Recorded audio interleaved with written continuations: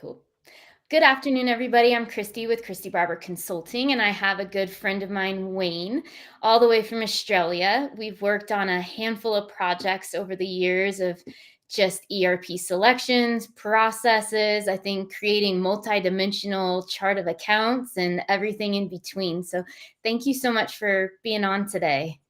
Oh, thanks, Christy. It's great to be here and great to see you again. Yeah, likewise.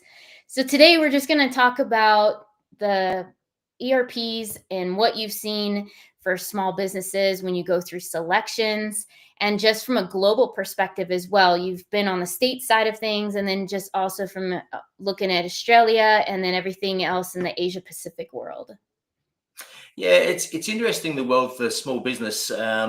Lots of times you work with a small business and you find that they have something like zero is their anchor point, being their finances, and then they have lots of different systems that either bolt in or work or sit around their processes, that the way they operate. And then you see others that have got the Microsoft, the 365, and those sort of businesses that are probably on that scale of a bit bigger, but they've had Great Plains, they've had those sort of software platforms.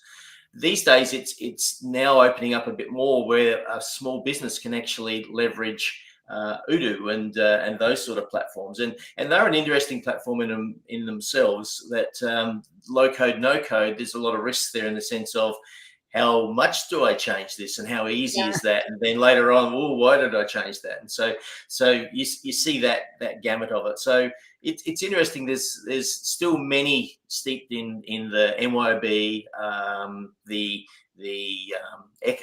zero type world, where the rest of it is just lots of spreadsheets and lots of Hmm. those sort of things. So we see that a lot of times, and people want to grow up to be a bigger ERP, but then the cost starts hitting, in the sense that it's not cheap to actually implement a full-blown ERP, and I think that's where a lot of small businesses struggle to actually go, oh, I need to take that step. But we had one just recently where they took the step and put Infor in, and it will be the best thing ever for them. It'll allow them to scale so well, but they needed to really spend, and they've made a complete transformation in the way that they operate their business. So not only software, but everything, and that's been great to watch. Yeah. And I think as I've seen and as you've seen too, doing a lot of that prep work before you're really selecting makes a big difference, especially coming from the small, medium-sized business world. They don't have as much staff at times to, research it, and having somebody like you or I come in and help them has really benefited in the long run, especially when it comes to like processes. What do you even have in place? What do you need to have in place?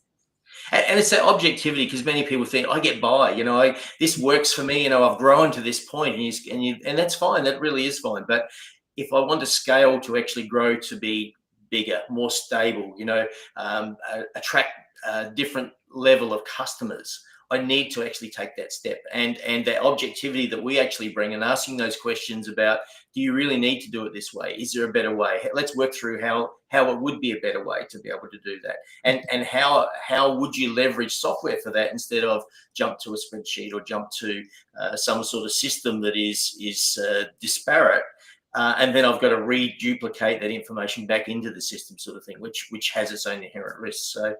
So yeah, working with people like ourselves, it's a shortcut in my mind. Often people go, oh, consultant's going to bring a consultant in, but the saving is huge, because you can scale. You actually get that ability to have the best information, and you're the person who's totally focused on them, sort of thing, and they get that benefit of that. So Yeah. Have you seen very much like in the States, we see a lot of people are utilizing QuickBooks first. And yeah. I think more so I've seen with different clients I've helped, they start with zero, and then they're frustrated with zero. They're moving back to QuickBooks. I actually have a client that reached out to me from Gold Coast and was saying, hey, we started with zero. We hate it. We'd like to go back to QuickBooks. I was just curious to see just on some of your experience of when they're moving off of one of those systems, what are you seeing more? Are they coming from a QuickBooks background or zero wanting to move to an ERP or just something to make what they have work better? It's interesting because there's the Xero got a lot of footprint here in Australia, and then Xero has changed the way it operates and wants to obviously attract a different level of client, and so they've changed their pricing model. And all of a sudden, for what a small business was paying before, it's quadrupled as such in price. And so people now are looking and saying, well, can I go back to QuickBooks? And a lot of it's driven by their financial accountants and that saying, well, we already have a footprint with Xero, and so to change all that data and move that data, and so there's a bit of a back and forth there. But I think and then they start looking and saying, well, should I put a full ERP in? And that's that discussion that's happening now. And so how do I go about that? What do I do? What's on the market?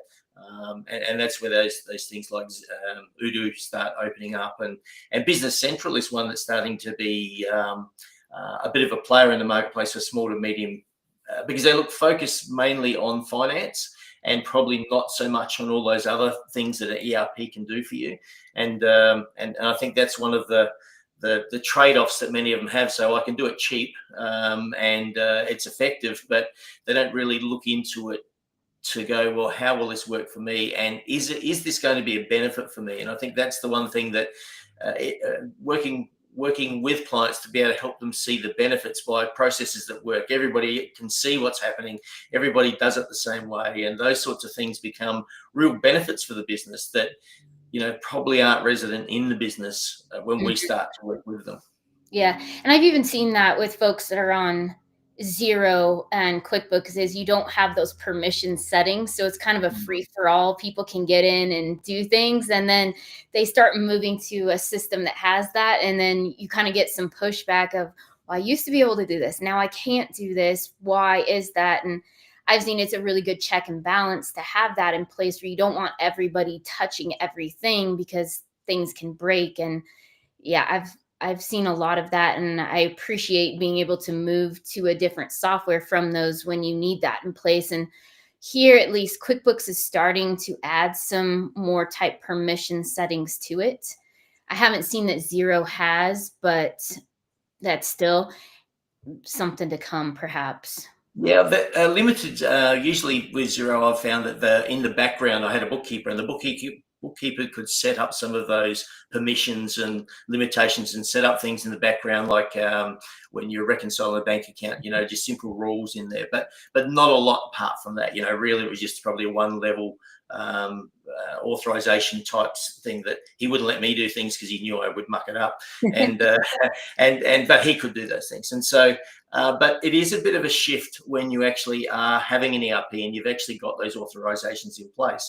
And one thing that after that, I've had a client that's worked in that way, and after a while they realized the benefit of it, because all of a sudden they could trust what they were seeing in their figures, and they could actually say, that's how much stock I have. And that's because all of a sudden that's what you were counting, and that's what was showing up. And so if you followed the processes, they saw the value. But organizations that don't want to actually put those sort of barriers or guide rails around each of the positions in who can do what and when they can do it, and all those sorts of things, they still have that problem as such, where they're constantly, end of month is a problem because they can't close it off because no one's done the paperwork as it should have been done, or there's mismatches in invoices, or all of those sorts of things creep in. And that's what most larger organizations have with ERP problems, is that the shortcuts are what causes all of the problems.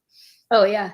Yeah. And I think we've seen that on some of the projects we've worked together, is when it comes to the accounting, realistically, they would like to close within 10 days, after month end. But because of the way the processes are, even as they're moving to a little bit larger system, it's just still not right of how it's set up.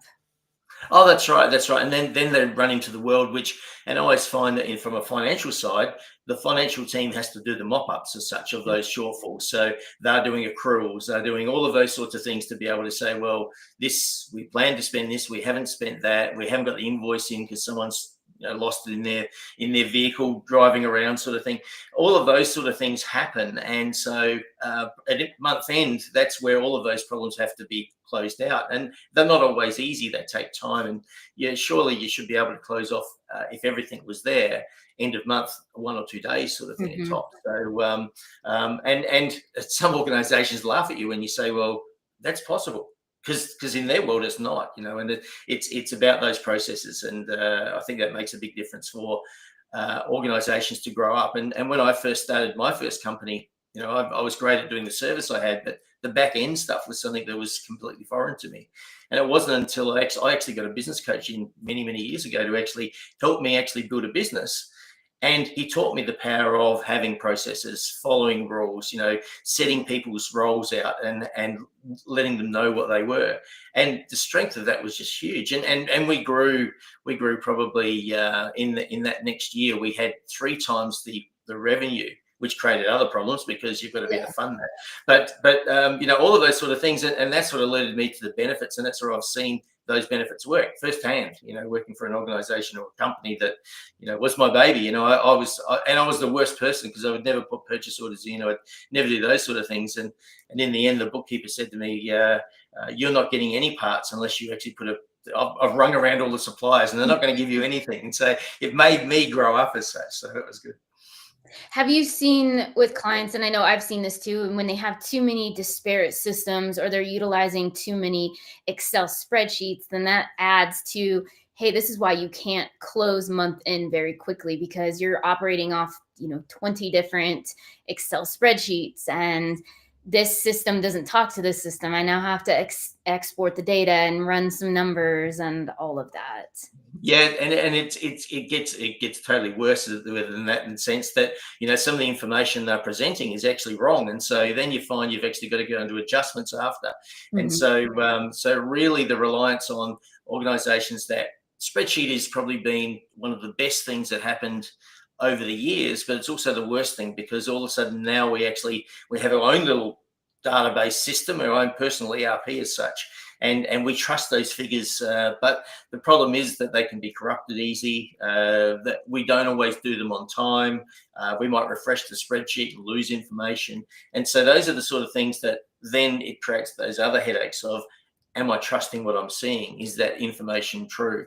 And from a reporting perspective, it scares me, because I see some people who use spreadsheets to actually currency variations and those sorts of things. They're actually using those and actually saying, well, we've decided this is the day that we're actually going to have this currency, whereas we know it fluctuates. 6 months later, when that product's finally turned up and the client's got it, the price has changed, but that's not showing up in their spreadsheets as such. Whereas in reality, we know there's ups and downs, and that's not being shown. And so somehow in their financial records, they're losing money. Or possibly in some cases they might be making it, but I think these days more the variance more losing.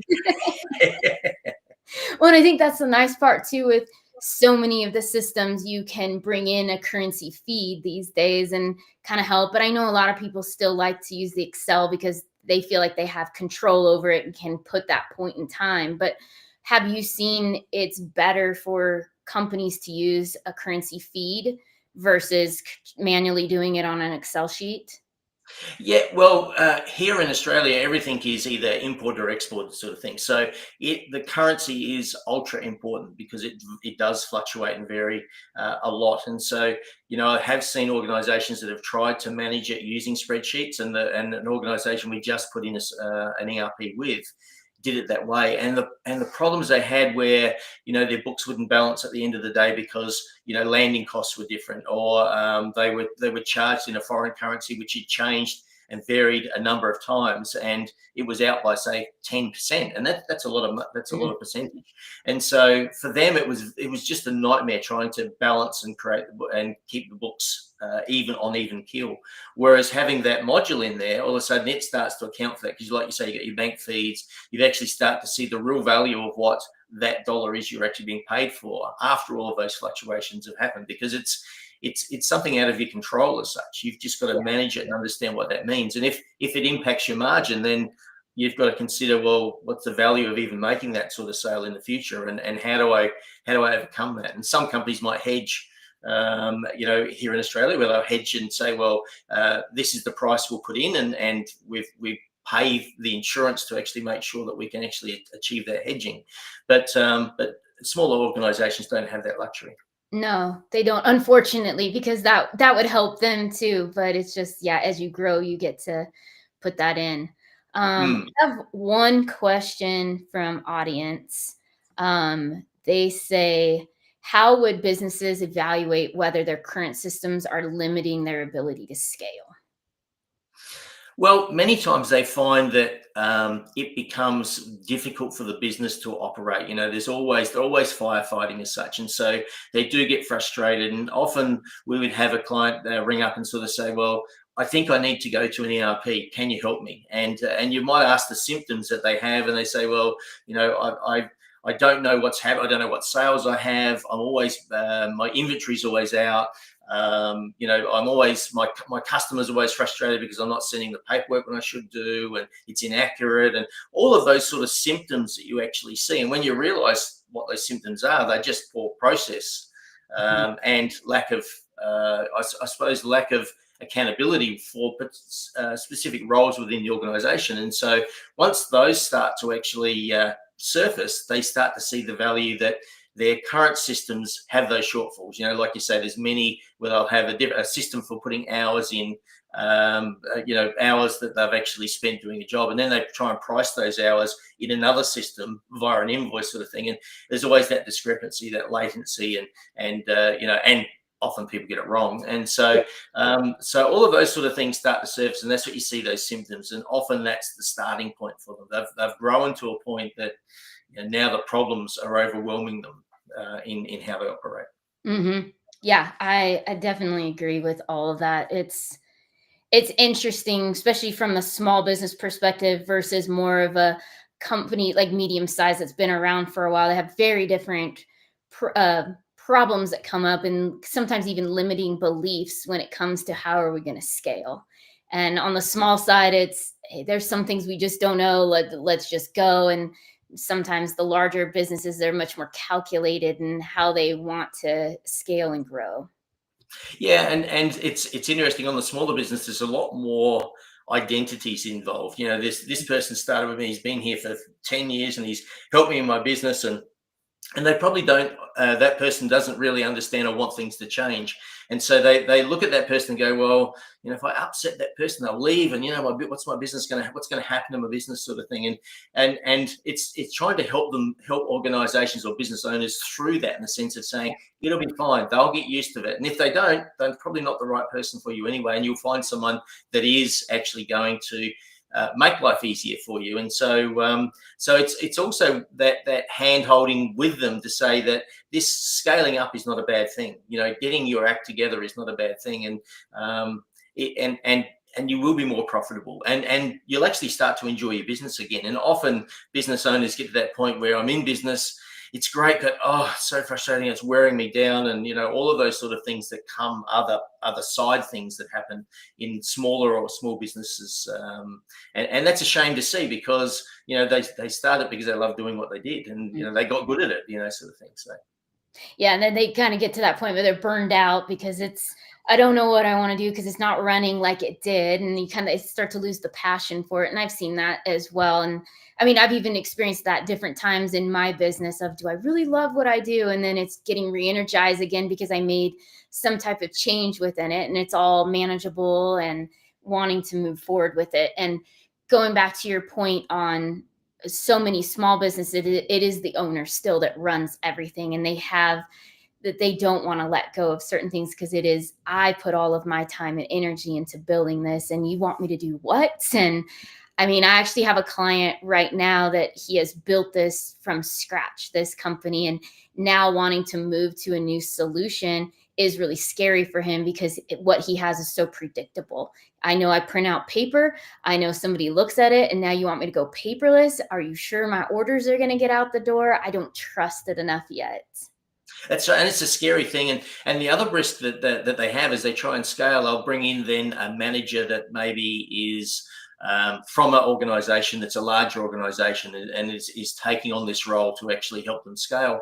And that manager comes in and goes, but this place is a nightmare in the sense that it relies on you as the owner, or relies on this one person or this one thing, and so they get that person often leaves, and so there's this turmoil they have, that they know that all of a sudden now they have to actually get their get their act together as such, but they still don't know how, and I think that's where there's a lot to be said for people that actually understand what it takes to build a small business, Mhm. and help them on that way, in the sense it's not so bad to be doing this step, because it's just a step in your growth, and in your growth you'll start to actually get really enjoy your business, in the sense that you're watching it grow. You're seeing other people around you start to grow because they're enjoying your business as well, not being frustrated and constantly replacing people because they're so frustrated the systems don't work, and the Mhm. spreadsheet's wrong, and those sorts of things. So it's about taking through that, what's a storm. Often it's that thing of, people say it's just so hard to actually take that next step, but when they do, that's the difference. Yeah, it's very rewarding then. And I've also seen too, it's so easy to start a business these days because of technology. You Yes. can, you know, get a variety of different solutions and not understand how they talk to each other or care at the moment. You just need to get going. You want to sell your product. And then it kind of comes back to bite you when you're wanting to scale because nothing talks to each other. And now you got to go undo everything you've been building for the last, 5 years or so.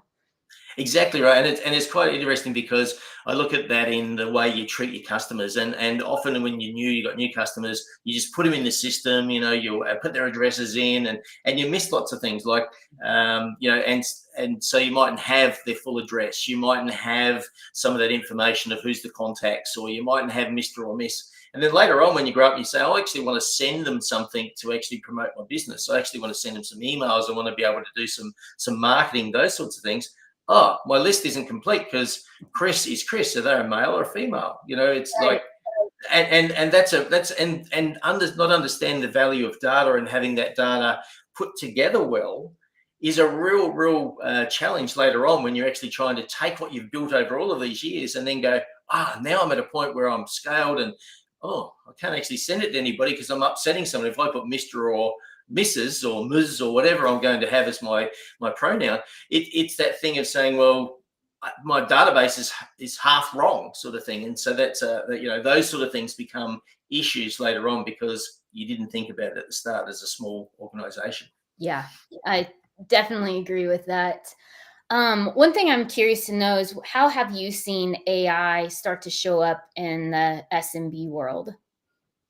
Well, it's that aspiration of AI. People have watched the movies and they've sort of Mhm. go, "Wow, that thing can think for me. It's going to do all of these wonderful things." And so the aspiration and the appetite is there, but the understanding of how it will work is not. And that's the problem. It's that thing of um, people going, "Well, you need to actually be in a position where you are stable and you're actually consistent with your processes, and then you can then rely on the fact that if all of those things are right, you're getting a purchase rec, a purchase order, and your goods receipts and your transfers and all those sort of things in line, AI then can start to take over and actually manage some of those processes.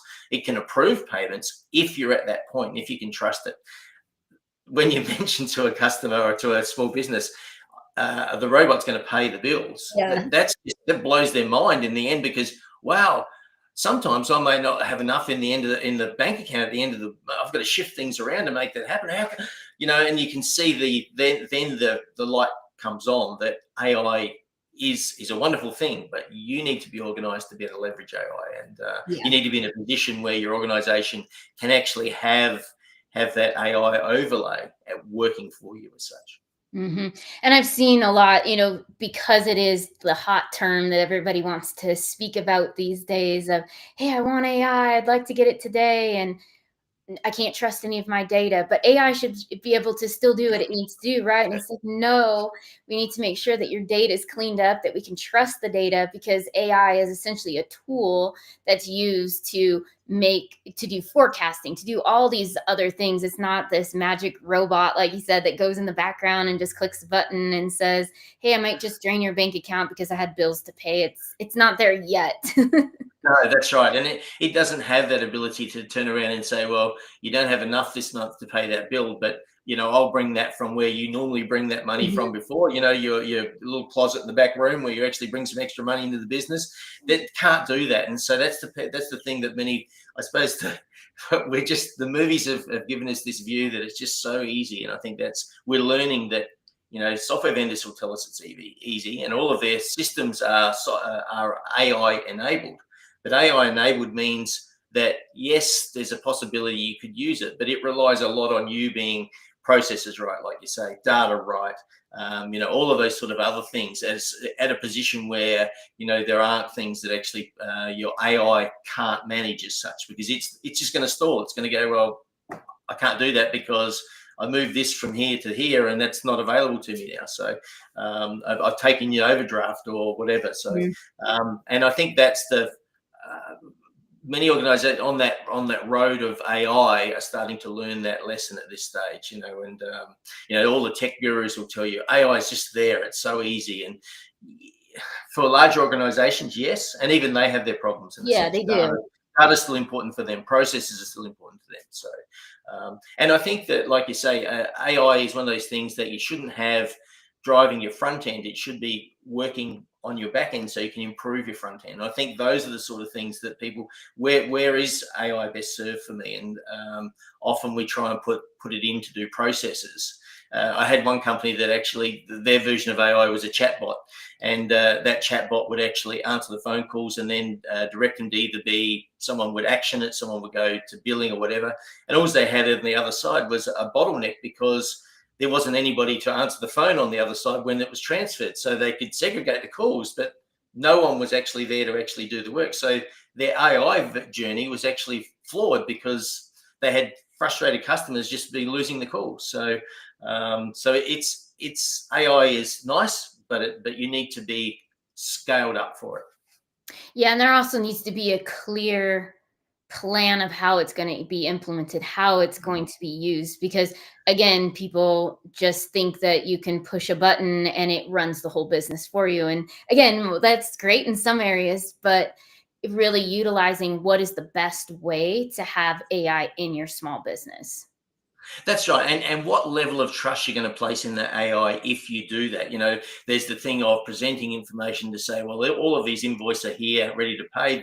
All of the matches have been made. We have the invoice, we have the goods receipt, and they are ready to be paid. Or do I actually expect the AI to actually go, well, now I'm going to do a pay run, and that's going to actually pay them for this month? How much trust are you going to actually place in that? And Mhm. and what is the risk of that, in the sense that are you totally trusting that everybody in your business is putting in invoices that are going to give you revenue, and not invoices that are, paying them or corrupt, or all of those other things that happen on the bad side of business, where you actually have to trust people to do the right thing. And if you're relying on AI to make those decisions, it's not going to make a decision that this is a bad invoice, this is a good invoice. It's just going to pay it. Yeah, it won't know that, hey, this employee over here is funding his magic, best vacation ever. It doesn't know things like that, where you still need the human perspective to be able to look through the invoices and check things and know, yes, this is a vendor I should pay or whatnot that goes into all of that. Yeah. Because many times that they go, oh, well, there's my bookkeeper. I don't need a bookkeeper anymore. I've got AI, and that would be the worst decision ever. Your bookkeepers should be there helping you actually grow your business and manage those things with the aid of AI if it gets to that point.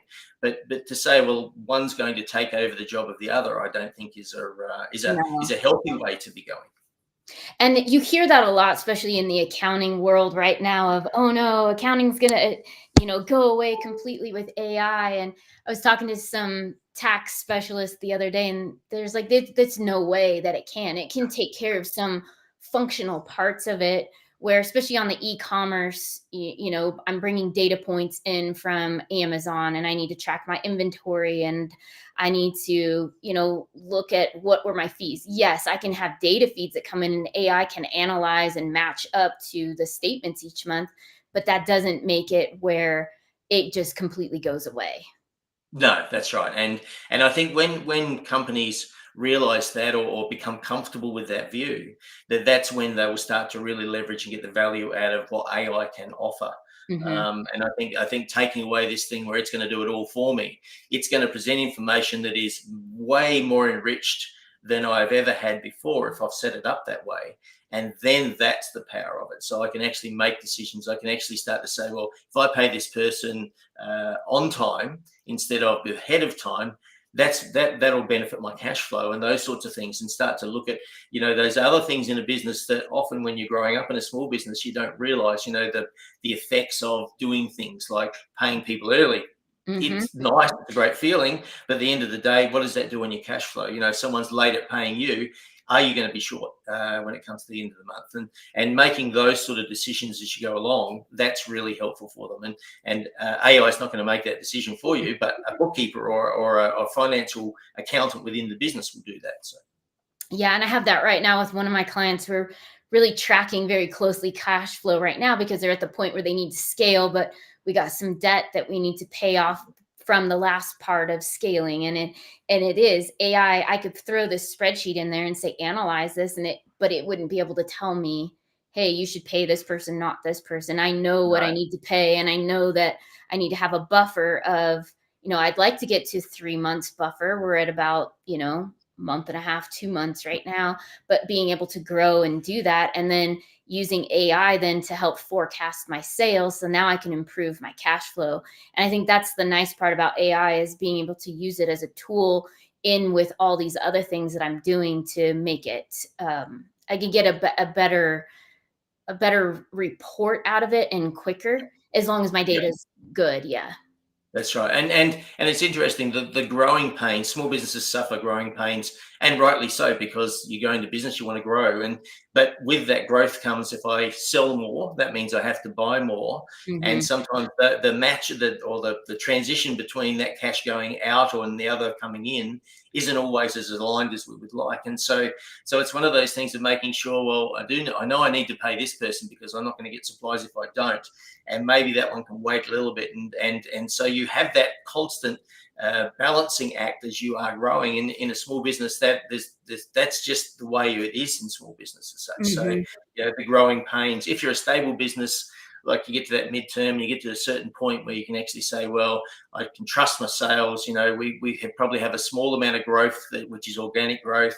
We can manage that. But when you're actually scaling up and growing your business, monitoring that cash flow is ultra important, and it's between payments, things coming out, deductions, all of those sort of things that actually can catch you out, and AI is not going to fix that. No, not at all. And I don't know if it ever will either. Like, as it grows, will it get to the point where it can, or will it always be just a tool that's utilized for that?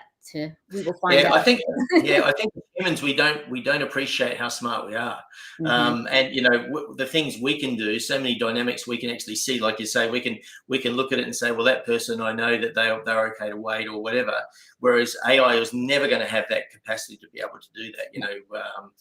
It's a rule. You can't even build a rule in, because it's a variable rule, isn't it? Because it mightn't be the same person every time. So so that's some of the shortfalls of relying too much on what AI might be able to promise in the future. Yeah. One quick question for you that came in is, what is the most practical use of AI for small businesses?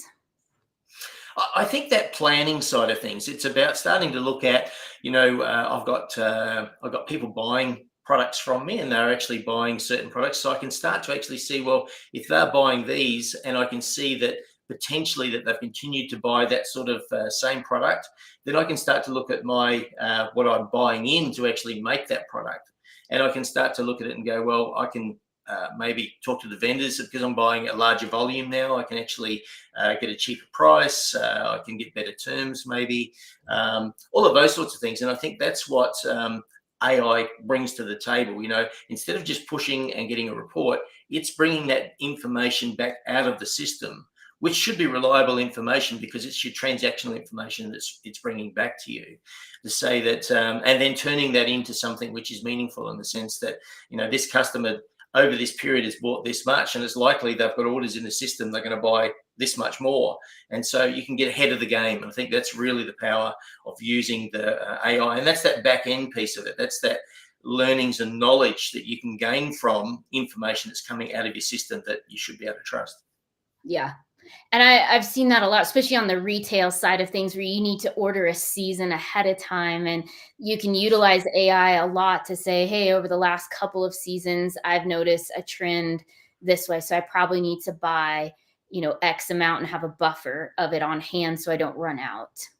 Yeah, and that's exactly right. And it gives you that ability to be able to look into the future with a lot more confidence. And I think Mhm. that's the bit that often in this world where it's changing, and there is different organisations are buying from different areas or growing particular markets. You need to have that insight, because there's nothing worse than the customer walking into the store and going to buy something and you're out of stock, because Yeah. that's a lost sale. Especially a lot of times they check online and it says, yes, we have this in stock. They get to the store to pick it up because they want it then instead of ordering. And yeah, no, it's not here. Yeah, that's right. That's right. And so those are the things where I really start to see the benefit of and to help small business, because as you grow, you want to make every sale count, and you want to be able to have as many sales made as such, so that's revenue for you come into your books as such. And whereas if you missed it, you didn't get it right, the person walks out and goes and buys from someone else, and you've lost that sale. Yeah. And a lot of times people these days, they're not as loyal to stores as they once were. So if you don't have it, they might say, hey, you know what, I might not come back to this one. These guys had it. I might go to them first next time. And there's so many games I think that gets played into with how the marketplace works these days. Oh, very much. Yeah, very much. Yeah. And customers are all important in the sense that the more customers you can actually get and make happy, the more chance they will have that repeat business, like you say. And if you give them a chance where that they can experience someone else, all of a sudden, will they come back to you? Yeah. And that's the challenge. So, I got two questions around the ERP side of things. So, this one's from Kyler. So, does ERP actually make sense for SMBs, or should they be looking about more focused or best of breed solutions? It's an interesting one, because in the past I would have said yes, a ERP is exactly what they should need. But I'm looking at it now and starting to see the constraints of them conforming to what an ERP, or the restrictive nature that many ERPs create in a business. And so the challenge then becomes, well, what's important to me in my business? So my financials are important, my procurement's important, and maybe the people I have, and the working, so my HR component is important. But then outside that, can an ERP be as flexible as I need it to be? And so, there's this view now where you can put in very basic ERP, and then have, like you say, the other applications doing certain things for you, and you can get them to talk to the ERP these days. And so looking at a model like that, I think, is a much simpler way for a small business to work. Is they can then put their ERP in and use it and get very comfortable about using it and trust that. But then those other things that actually, they've got to train their people to do, you want to have that as easy as you possibly can, because training and licenses and subscriptions become a real challenge to be able to manage if you're a small business buying an ERP. Putting a new license in, it's an annual subscription, and that person leaves, and then I've got to, all of those sort of things become disasters in the way of being able to manage that back end of a software system that's growing with you, or changing as you go. And if it's too rigid, then you get stuck in this world of paying much more for the software than the value you're actually getting out of it. And so yeah, my view has changed now, in the sense that a Mhm. basic ERP, a good quality ERP that has all the right requirements, when it comes to finances, it comes to reporting, it comes to those sorts of things, but not having it so that it will actually do everything I think of in my ERP, because that's not really cost effective in this modern world. No, and I think as we're moving more and more cloud with everything, it's so much easier to plug and play because of APIs or direct connects that are already done versus, back in the day when everything was on-prem, you didn't have as much flexibility to have more of a best of breed model. That's right. That's right. And I suppose with the way that we have applications now, we can design applications that actually feed information from someone in the field who's actually capturing something. They're receiving some goods or whatever. It's a simple information flow back into the system, and you can have a receiving platform there which actually just captures that piece of data, which feeds into ERP. So your ERP is getting updated, and you're getting all that information you need. but the person on the other end is just using their phone to be able to do that. Yeah. And they're the sort of things that become really, really exciting, I think, for ERPs to actually scale these days, or small business to scale with ERPs, is that fact that it's never been easier to actually have an app built, a low-code app to actually capture something that someone does in their everyday life. And they're easy to actually use because the person, they use their phone every day. They understand how to use this thing. A 5-year-old can use a phone these days. So I think that's something that small business needs to look at, is don't buy the biggest and best and most monolithic ERP. Buy something that actually is going to give you trust in your figures, going to give you, and you've got to underpin that with your processes and those sorts of things. You can't miss that.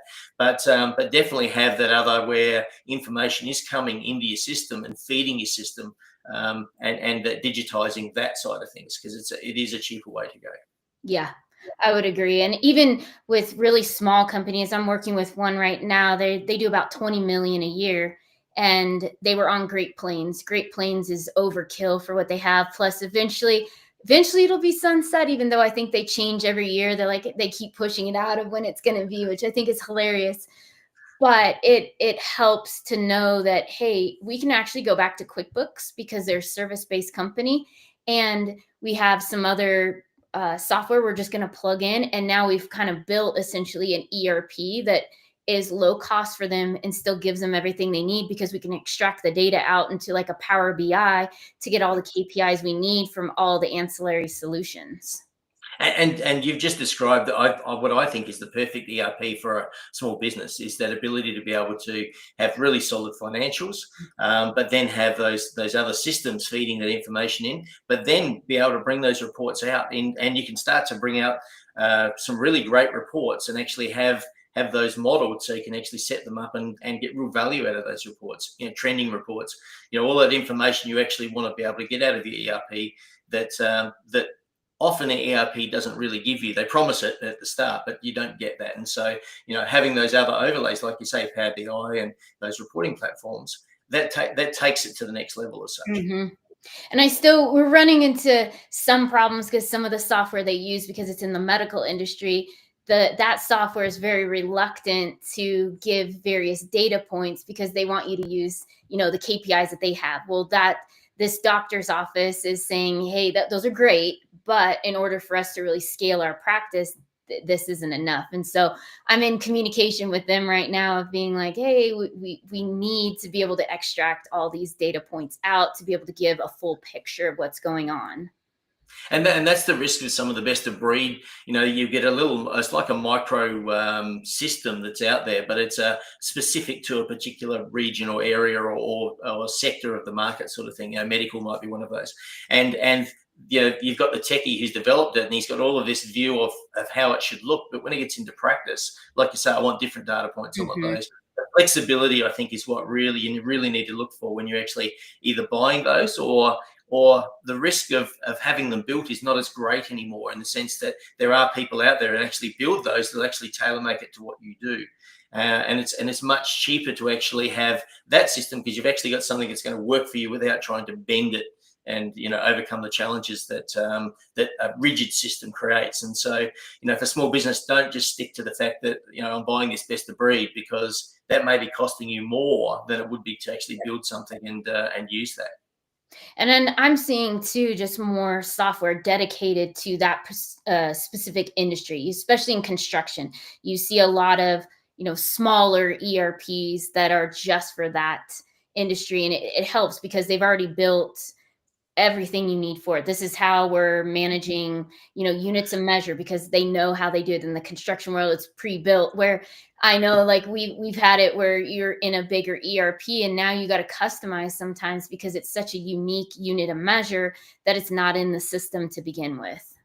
Exactly right, and I think that's you raise a good point there, in the sense that you can buy a specific focused ERP that will do all those. If you're looking construction, you want planning to be part of what you're doing. You want to be able to see where those orders are in, or the work orders are in, or the materials you're buying to actually complete some of that construction work is all coming together. And so you need that scheduling piece, and it becomes a very informative ERP if that's the case. It becomes almost instead of just being the ERP, it becomes the production model or the business model as such. And so very, very good for that. And if you've got an organization that is okay to run with something that has those guardrails, it's perfect. And I think that's a good. But if you get some organisations that want to take it differently, they would be challenged by an ERP like that. So it really is requirements again. What, as an organisation, what do I want? Whether I'm a small business or a medium business, what really, how do I want to operate? And if I want to operate in a way that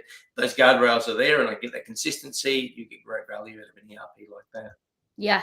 And I think that comes down to this question that Mick has as well, is how do you ensure your ERP meets you where you're at? And it's the requirements that you have in place to know, hey, does this software fit what I need today and in the future, or is it not?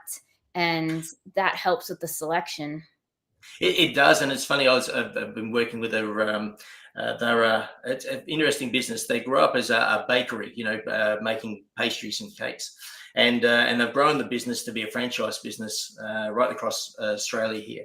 And they approached me and said, we want to put an ERP in, and here are my requirements. And the requirements were everything from manufacturing to property management and I said, for the size you are, to be able to buy one ERP that will do that is, you're not at that point yet, sort of thing. And so it's really being putting those requirements up, but then being realistic about what you want out of that ERP, or maybe other modules that you're actually going to bring in that are not part of the ERP, but they still manage that sector of the business that is emerging, is growing and such. And we'll get to the point where it will be need to manage in its own right. But requirements is the key thing, because he would have gone and bought a NetSuite expecting that's going to happen, or a Business Central and expecting all that's going to work. And really, the amount of work to try and get it to do everything that he had on his list, he wouldn't have had the money to be able to spend to implement it. It's just crazy, So to me, that's and being honest with what your requirements are. I think that's the thing and looking down, like if you're a importer exporter, currency changes, monitoring your logistics is important step, because with that comes finance changes and those sort of things. But if you're just a company that just locally trades within your either state or your country, then you don't need as much of that, because you haven't got those currency differences that are there, sort of thing. So it's understanding what that next layer is. So I want good financials. What does good financials mean? Reporting. I want good reporting. What sort of reporting are you looking for? Is it just compliance reporting, or is it actually reporting of cash flow, day-to-day cash flow, those sorts? So I need bank feeds that come in there. So you can start to see how it builds on what you're actually looking for as such. So just that offhand thing of, I need good financials is not enough. No. You need to say, well, what am I going to use them for? And, am I going to have an in-house accountant to actually manage this? Or am I just going to go to the accountant once a year? So how's that going to work within my business as such? Mm-hmm. And I always tell clients, don't use adjectives in your requirement, because if you say, hey, I want a user interface that is easy to use, you're like, well, what was the definition of that? Or same thing, I want good reports. Okay, what type of reports are you looking for? And making them really dig in and give me specifics of what they want, because the adjective doesn't tell you anything, and it doesn't help the vendor either to say, hey, I can give you good reports. Here's what I have. That's right. And often when you've said, I want great reports, the vendor will say, yes, I can give you great reports. Mm-hmm. But the fact is that when you look down the list after you've implemented, you go, none of these reports actually work for me. I don't want any of those reports. And the vendor goes, but they're all good reports. Yeah. I met the brief. I fulfilled the requirement. Good reports. Check. Yes. Out of the box. That's right. And I think that's the thing where, when you're looking at software, you're talking to vendors, you've got to be critical on yourself and saying, well, what really do I want? So, what makes this work for me, and that lower layer of descriptive layer that actually provides that. So I think that's important. It's one of the things that many feel a vendor will tell you, but if you don't ask a vendor those specific questions, it's not until you've put the system in and realize it can't do it that you actually get told, no, it couldn't do it. And that's not a good place to be. It's not. Yeah, not at all. I think the last thing I wanted to chat with you before we run out of time today is just implementation. How important it is, especially for small businesses, because a lot of times they don't have the bandwidth to really dive into the implementation. They need help from consultants and even the vendor giving them more support than what a larger organization would need. Yeah, and implementation for us, and like I say, I've been through with just recently, and with a client that started an implementation view that they were going to be 12 months to implement. They're only a medium food manufacturer here in Australia, and they've taken nearly 2 years to actually implement the ERP. And the thing that they have realised over that time, the benefit was that they would take it slow. So they worked with the vendor to say, well, this is new to us. Our business actually doesn't even understand how ERPs work, because the one we use today we don't actually use. We have spreadsheets that hold it all together, and so they did a lot more training. They actually created custom processes, custom for them, because they were more standardized processes, but they were custom to how they did it. They had a pricing model that had it would take 7 days to actually change the prices in the pricing model, and they would change those every 6 months, sort of thing. So all of that inefficiency was in their business, and so they wanted to actually transform that out of their business. And so for them, implementation turned into almost a 2-year exercise. But they now, when they actually go live, they will be so much across how they work, how they operate, how easy that is. It worked for them. Whereas, some organizations say, oh, I want to have it in for 3 months. I'm going to buy it. I want it in 3 months. And, they aren't ready. Often they can't make those changes within their business to be able to do that. And so you need to work with your vendor to actually say, well, I either want to do it in this, and this is what it means, and I accept my minimum viable product, and I will then grow from there. Whereas often they just say to the vendor, just put it in and away we go, sort of thing, and then get caught with the fact that it's not right, and then who's going to change it, and how's it going to be updated, and there's a lot of cost in that. So I find working the right contract at the beginning and working with the solution integrator to actually make sure that they've got a very clear, it's not a time materials exercise, it's actually a costed estimation, and then you can start to be able to go, well, we wanted this extra, so we're happy to pay for that, but you said you would deliver that, so you need to be delivering that within that cost that you said. And so being mature when you're building your contracts, I think, is very important with any software vendor, small business even more so, because you don't have the money to waste.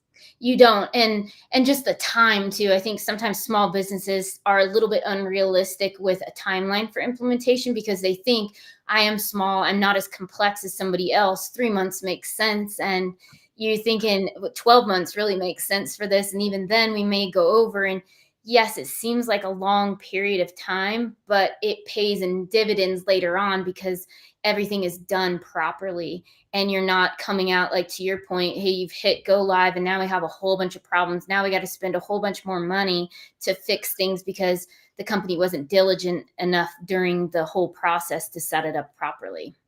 Oh, that's right. And data is one of the biggest things that most people say, I've got great data. And then you Yeah. start looking at it and go, well, hang on, it's inconsistent. It's actually, you've got this supplier in as this, and you've got that supplier in that. None of your codes actually will work if you do that sort of thing. And so all of those sort of things that they have when they configure the system, that some of those global data points they actually put in, which actually drives other things within the ERP, can't work. And so all of a sudden it becomes a real mess, because, I'm constantly battling with this system because they didn't consider that part of it, sort of thing. And so, and cleansing data is not always as simple as it looks. So, No, not at all. I think that's the other part that I think gets, sometimes there's an unrealistic thought around cleaning data up.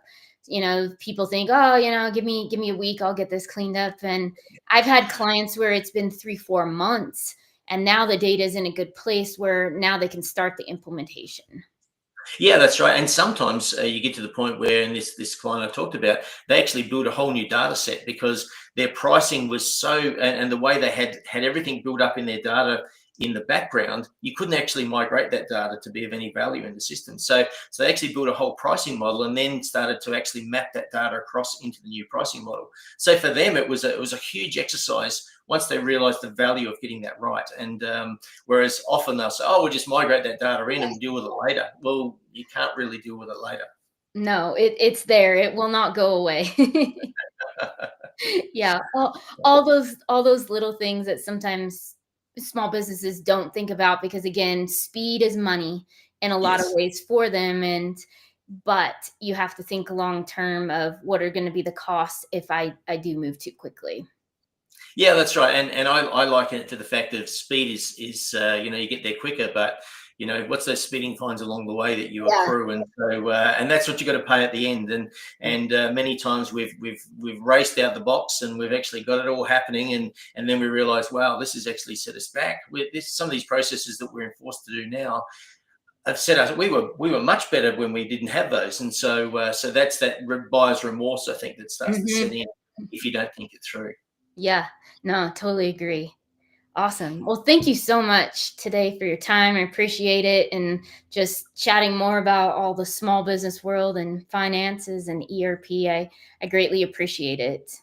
No, it's been great to see you again, Kirsty, and great to actually chat with you about something which I'm passionate about, is small business. And I think that we probably small businesses do it tough to actually get to where they need to be, and every bit we can do to help them, I think, is an important thing for us in the consulting space to be able to help them grow and make right decisions. Agreed. So, yeah. Well, thank you again. And thank you, everybody who joined us. Again, you can catch all my LinkedIn lives every Monday at 2 p.m. Eastern.